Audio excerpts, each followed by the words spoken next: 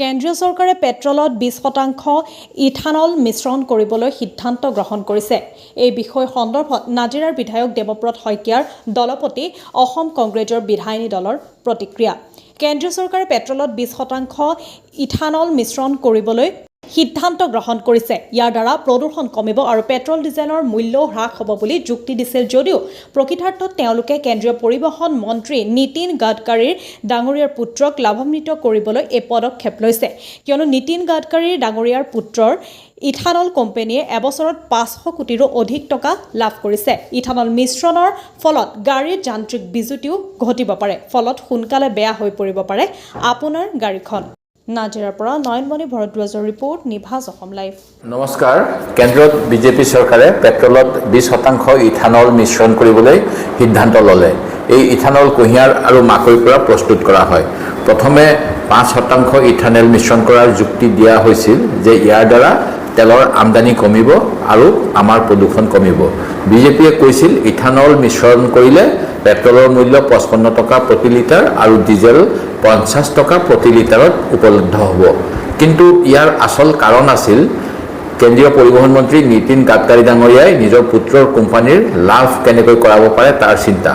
জানিব পৰা মতে কেন্দ্ৰীয় মন্ত্ৰীৰ পুত্ৰৰ মালিকাধীন চিয়াৰ এগ্ৰোৱে 2024 চনৰ 18 কোটি লাভৰ পৰা এবছৰৰ ভিতৰত 523 কোটি টকাৰ লাভ আৰ্জন কৰিছে। অৰ্থাৎ ভোট চুৰিৰ পিছত এতিয়া বিজেপি পেট্ৰল চুৰিত জড়িত হৈছে। গাডকাৰী ডাঙৰীয়াই নিজৰ পৰিয়ালৰ স্বাৰ্থত ভাৰতৰ জনস্বাৰ্থক জলাঞ্জলি দিছে। আজি এই ইথানলৰ ফলত গাড়ী বা বাইকৰ মাইলেজ কমিছে, ইঞ্জিন ক্ষতি হোৱাৰ আশংকা কৰা হৈছে। অৰ্থাৎ মানুহৰ গাড়ী বা বাইকো সোনকালে বেয়া হ'ব, মাইলেজো কমিব। এই কথা মোৰ নহয়, নীতি আয়োগৰ তথ্য। ৰাইজে আগৰ নিচিনাকৈ অত্যাধিক দামতেই পেট্ৰল কিনিব লাগিব, কিন্তু আগতকৈ পেট্ৰলৰ পৰিমাণ কমকৈ পাব। বিশেষকৈ যিসকলৰ গাড়ী 2023 চনৰ পূৰ্বে নিৰ্মিত, তেওঁলোকৰ ক্ষতি হোৱাৰ সম্ভাৱনা অধিক।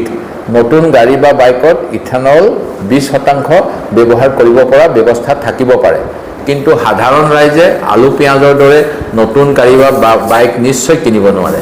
কিন্তু এই কথা জনবিদ্বেষী চৰকাৰখনক কোনে বুজাব? পেট্ৰলৰ পিছত ডিজেলতো এতিয়া 10% ইথানল মিশ্ৰণ কৰিম বুলি কৈছে। অৰ্থাৎ ওজনবাহী বাহনৰ ওপৰত নিৰ্ভৰশীল পৰিয়ালৰ ওপৰতো বিজেপি চৰকাৰে মাধমাৰ মাৰিব বিচাৰিছে। মাইলেজ কমি গ'লে সামগ্ৰীৰ পৰিবহণ মূল্য বৃদ্ধি পাব আৰু ইয়াৰ ফলত সাধাৰণ জনতাৰ ওপৰত প্ৰত্যক্ষ আৰু পৰোক্ষভাৱে ঋণাত্মক প্ৰভাৱ পৰিব। ইয়াৰ বিৰুদ্ধে আমি সকলোৱে প্ৰবল জনমত গঢ়ি তোলাৰ প্ৰয়োজন আছে। নিজৰ কষ্টোপাৰ্জিত গাড়ী বা বাইকখন চৰকাৰে ধ্বংস কৰিবলৈ ওলাইছে। এফালে ৰাস্তা বেয়াৰে গিয়েৰ বক্স, ছাছপেনশ্যন ধ্বংস কৰিছে আৰু আনফালে ইথানলেৰে ইঞ্জিন ধ্বংস কৰিছে। ডাবুল ইঞ্জিনৰ ডাবুল ধ্বংস। আৰু যদিহে গাড়ী বেয়া হয় তেতিয়াহ'লে সকলো মানুহে নতুন গাড়ী কিনিব লাগিব। এই নতুন গাড়ী কিনিবলৈ হ'লে পুনৰ ইনষ্টলমেণ্ট ল'ব লাগিব, নিজৰ সাঁচতীয়া ধন আমি পুনৰ ব্যৱহাৰ কৰিব লাগিব গাড়ী কিনিবলৈ। আৰু এনে কৰিলে নিশ্চিতভাৱে সাধাৰণ মানুহৰ পকেট খালী হ'ব, কিন্তু গাড়ী কোম্পানী যিসমূহৰ পৰা বিজেপিয়ে কমিশ্যন পায় তেওঁলোক লাভান্বিত হ'ব। এয়াই হ'ল বিজেপি চৰকাৰৰ ভাৰতৰ জনগণৰ প্ৰতি নীতি।